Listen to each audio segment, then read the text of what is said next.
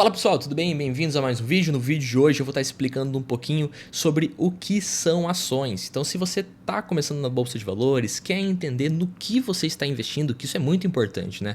Precisamos saber onde estamos colocando o nosso dinheiro. No vídeo de hoje a gente vai explicar o que são as ações, desde quando existem, como funcionam, o que significa aquele monte de sigla e número na composição do ticker da ação. A gente vai entender tudo isso. E para começar, nada mais simples do que trazer a definição de uma ação, tá bom? Então, a ação, ela é a menor parte do capital de uma empresa, ou seja, a fração ideal do capital de uma empresa. Ela define a minha participação no negócio da companhia. Se eu detenho a empresa inteira, se eu tenho uma empresa minha, então eu detenho 100% do capital daquela empresa. Só que o que pode acontecer? Pode ser que existam algumas partes interessadas, pode ser que eu vá abrir uma companhia, mas eu tenha um sócio, e aí então cada um tem que ter uma porcentagem, uma participação, e isso é definido pela quantidade de ações que cada um tem. Então vamos supor que eu tenho uma empresa com outra pessoa e cada um tem a mesma porcentagem da companhia, então os dois têm 50%. O que pode acontecer nas ações é que existem diversos, inúmeros investidores que detêm participações de várias companhias. Quanto mais eu tiver de uma empresa, do capital de uma empresa, maior a minha representatividade nos lucros daquela companhia também. Ou seja, eu recebo mais, eu participo mais dos resultados. Então, quando você está comprando uma ação, você não está fazendo nada mais, nada menos do que comprando uma participação numa empresa. É claro que hoje as empresas listadas em bolsas são empresas bilionárias, então ou milionárias, né? Em alguns casos existem algumas empresas que não são negociadas na casa do bilhão, né? São as famosas microcaps, mas a grande parte aqui das empresas negociadas ou conhecidas são bilionárias. É claro que se eu colocar pouco recurso, minha representatividade é pequena, mas eu não deixo de participar do capital daquela empresa e eu ainda tenho determinados direitos que nós vamos ver mais para frente, mas inclusive de participação nos lucros naquela companhia. Outra coisa que eu preciso saber sobre as ações é que elas são listadas na Bolsa de Valores. No caso do Brasil é a B3. Hoje, por enquanto, nós só temos uma Bolsa de Valores, que é a Brasil Bolsa Balcão, ou B3, que também é uma empresa listada na própria bolsa. Em outros países, como Estados Unidos, existem mais de uma bolsa de valores, tá bom? É uma empresa que faz a custódia do registro dessas participações. Então, uma empresa que vai abrir capital, ela procura alguns bancos de investimento, mas também precisa ser negociada e registrada na B3. As ações também são consideradas um investimento de renda variável. O que isso aqui significa? Bom, o próprio nome diz, renda variável significa que varia, né? Vai para cima ou para baixo. Só que a principal definição dessa renda variável aqui é porque as ações não têm prazo definido, não tem prazo definido e também não tem uma taxa contratada como acontece nos contratos de renda fixa.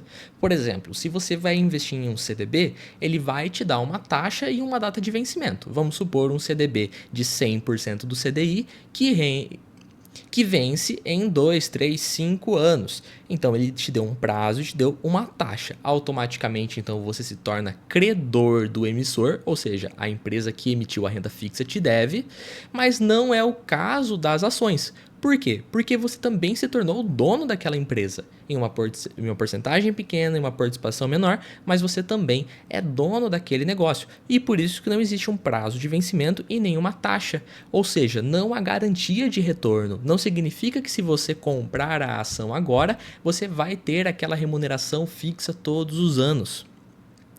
Tudo isso vai depender da negociação a mercado das ações. E a negociação a mercado funciona naquela lei básica da economia, que é a oferta e demanda.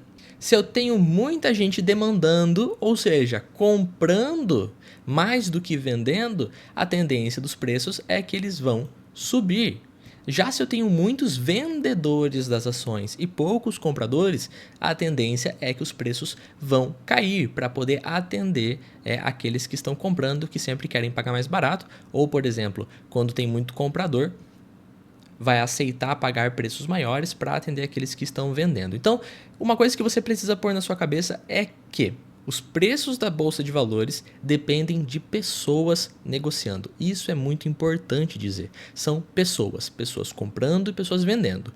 Se alguma ação está sendo negociada a um determinado patamar, é porque ocorreu um negócio. Alguém comprou ou alguém vendeu. Vamos supor, por exemplo, que uma ação em um único dia ela caia 15%, que seria uma queda bem acima da média do que acontece normalmente na bolsa de valores, um cenário drástico. Mas se ela caiu 15%, significa que alguém comprou. Porque se só houvesse um vendedor e não houvesse um comprador, o negócio não aconteceria e os preços não cairiam. Então põe isso na cabeça que sempre tem alguém vendendo e alguém comprando para dar aquele preço que você enxerga na bolsa de valores. Entendido o que é renda variável, a gente já pode avançar para o próximo slide. A gente vai falar agora sobre o porquê existem as ações. Então vamos supor que você é um empresário e que você quer expandir o seu negócio, mas às vezes você tem um limite de tirar recurso do seu próprio bolso para expandir essa operação. O que você faz? Você procura acessar algum mercado, por exemplo, de crédito. Você pode se financiar junto aos bancos. Perfeito. No entanto, podem ser que há pessoas interessadas diretamente no seu negócio, ou seja, que desejariam se tornar sócio de você. E é por isso que então as empresas procuram um banco de investimento e estruturam uma coisinha chamada IPO, que seria a oferta pública inicial, e começam a ser negociadas na bolsa de valores. Ou seja, o empresário, o dono daquela empresa, vende uma porcentagem do seu capital, da sua participação para o mercado, com fins de se financiar e expandir também o seu negócio. E acaba sendo um dinheiro bem barato, porque não existe um contrato de que ele tem que pagar tanto para essa pessoa até determinado dia. Não tem. É uma participação da empresa que o comprador assumiu o risco da operação. Então, como eu disse, os sócios, eles têm interesse nos resultados daquela empresa, daquela operação que está sendo negociada no ambiente de bolsa. Então, muitas pessoas têm um interesse, o sócio daquela companhia quer expandir essa operação, ele acaba vendendo nesse ambiente e acaba adquirindo novos sócios e também recurso para injetar na sua operação. E isso não é uma coisa nova, não é algo que só apareceu de 1900 para frente. As sociedades por ações existem há muito tempo, desde o século XVII. Século XVII é aquele que acontece entre 1601 até 1700. Então, um exemplo para vocês é a Companhia Holandesa das Índias Orientais, que é uma companhia fundada em 1602, ou seja, muito tempo atrás, e que ela deu esse start ali na Bolsa de Amsterdão. Ou seja, ela é considerada a primeira companhia a abrir as suas ações para o público participar e competir ali com Portugal. Então olha só, estamos falando de coisa de mais de 400 anos atrás. Já havia esse interesse por resultados, por lucros, o ser humano queria participar, queria expandir, também ganhar mais dinheiro, e tá aí uma companhia bem antiga que fazia esse papel, Companhia Holandesa das Índias Orientais. Bom, tudo bem, eu já sei o que são as ações, eu entendi que é uma participação no capital de uma empresa que eu posso estar participando. Mas qual é a vantagem? O porquê que eu faria isso? Bom, e para isso eu vou falar um pouquinho da lei das SAs, né? Mas também a gente pode trabalhar um pouquinho sobre o porquê então. Por que investir em ações? Por que as ações? Bom, uma pessoa, ela cria e desenvolve um negócio com a expectativa de alcançar um resultado melhor. Você poderia colocar o seu dinheiro apenas numa renda fixa e ter a remuneração por juros? Poderia. Mas as pessoas também têm suas atividades econômicas em que elas objetivam ter maiores rentabilidades, maiores retornos, e então criam-se as empresas. E aí a pessoa pode investir numa companhia também com o objetivo de ter uma expectativa de um retorno maior do que se ela deixasse o seu dinheiro rendendo. Esse retorno não é garantido. A gente participa do risco da operação, do risco do lucro crescer ou não crescer, e não é tão previsível como a renda fixa, por exemplo. Mas existe no Brasil a lei das SAs. E essa lei aqui, ela estabelece alguns princípios de funcionamento das sociedades por ações, como, por exemplo, alguns deveres que ela tem, como que funcionam os diversos tipos de ações que a gente vai abordar mais para frente. Está tudo aqui dentro da Lei 6.404 de 1976. E ela também atribui alguns direitos aos acionistas, principalmente aos acionistas minoritários, para eles se tornarem um pouquinho mais protegidos aí dentro desse ambiente de bolsa. E um desses direitos é o dividendo.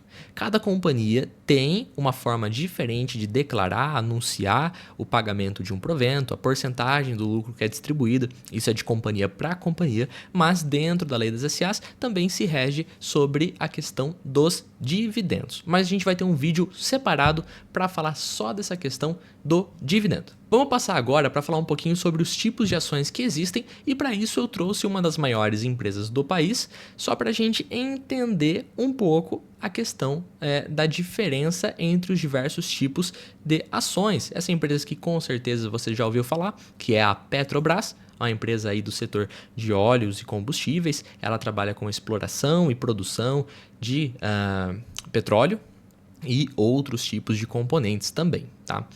Existem dois tipos principais de ações: a ação ordinária, que a gente chama aqui de ON, e a ação preferencial. Como que eu enxergo elas diferentes ali dentro do meu home broker, dentro da minha corretora? As ações ordinárias, elas têm esse final 3 aqui. Então, por exemplo, da Petrobras, Petro 3, estou falando da ação ordinária da Petrobras.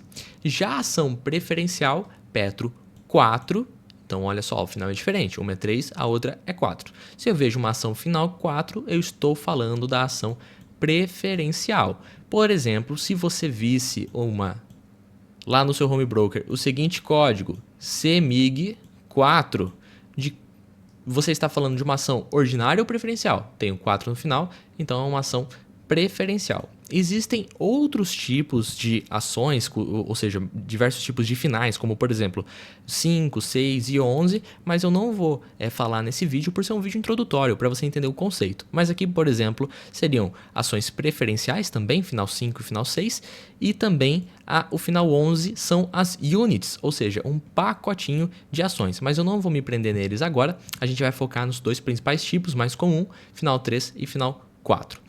E qual é a principal diferença entre um e outro? A ação de final 3, Petro 3, por exemplo, ela garante o direito ao voto. Essa ação aqui é a ação de quem dá as cartas ali na companhia. Se você detiver mais de 50%, ou seja, pelo menos 50% mais um das ações ordinárias, você passa a ser o controlador daquela empresa, você que manda. Não adianta, por exemplo, ter todas as ações preferenciais, porque elas não te garantem direito ao voto. Então, aqui você tem uma ação final 3, você vota naquela empresa também, você vota nas propostas que chegam do conselho de administração, você tem esse direito. E ele é proporcional ao quanto você tem da empresa. A Petrobras, ela tem mais de 12,8 bilhões de ações, né? Se eu tiver só uma ação da Petrobras, então meu direito é proporcional. Eu tenho 1 para 12,8 bilhões. É um voto pequeno. Agora, por exemplo, o Estado detém mais de 50% da Petrobras, vamos supor, aí vou arredondar para 6,4 bilhões de ações, então ele tem uma representatividade maior quanto à votação da empresa. Já as ações preferenciais, ela tem prioridade nos proventos. Uma coisa que eu vejo muita gente se enganando é que, significa que a ação final 4 eu vou receber mais dividendos? Não, não é assim na prática. Ela tem prioridade nos proventos. Não significa que você vai receber mais proventos. Por quê? Por exemplo, o caso da Petrobras, Petro 3 e Petro 4, as duas ações, os dois tipos de ações, recebem o mesmo valor de dividendo. Se for anunciado R$1 por ação em dividendo, a Petro 4 vai receber R$1 por ação e a Petro 3 também recebe R$1 por ação. Não tem diferença nenhuma. O que muda aqui é o que a gente chama de yield ou dividend yield. Por quê? Se eu pagar R$45,20 numa ação de Petro 4 e eu receber R$1 na forma de proventos, significa que o meu dividend yield foi de 2,21%. Já se eu pagar R$50,25 na Petro 3 e receber o mesmo R$1, o meu dividend yield seria de 1,99%. Então, nesse caso aqui, a Petro 4 teria um retorno de dividendos maior do que a Petro 3, visto que ela é negociada praticamente R$ 5,00 mais barato que a Petro 3. Agora eu vou trazer um outro caso aqui para vocês, usando o Investidor 10, só para exemplificar um pouquinho melhor essa questão da prioridade dos proventos. Por exemplo, nós temos uma empresa que é o Bradesco, um dos maiores bancos do Brasil. E ele também tem os dois tipos de ações. Ele tem ação final 4 e ação final 3. Olha só, a ação final 4 ela é uma preferencial e teria prioridade no recebimento de proventos. Só que o dividend yield dos últimos 12 meses para Bradesco 4 foi de 7,83%. E Bradesco 3, que é a ação que tem direito a voto, foi de 8,15%. Ou seja, quem investiu em Bradesco 3, olhando os últimos 12 meses, recebeu mais dividendos do que Bradesco 4. Teve um retorno de dividendos maior do que Bradesco 4. Mesmo que, no caso de Bradesco, o Bradesco 4 ele paga 10% a mais para ação preferenciais. Ou seja, se for anunciado R$ 1,00 para Bradesco 3, Bradesco 4 recebe R$ 1,10. Mas o que acontece? Então, por que o dividend yield é menor?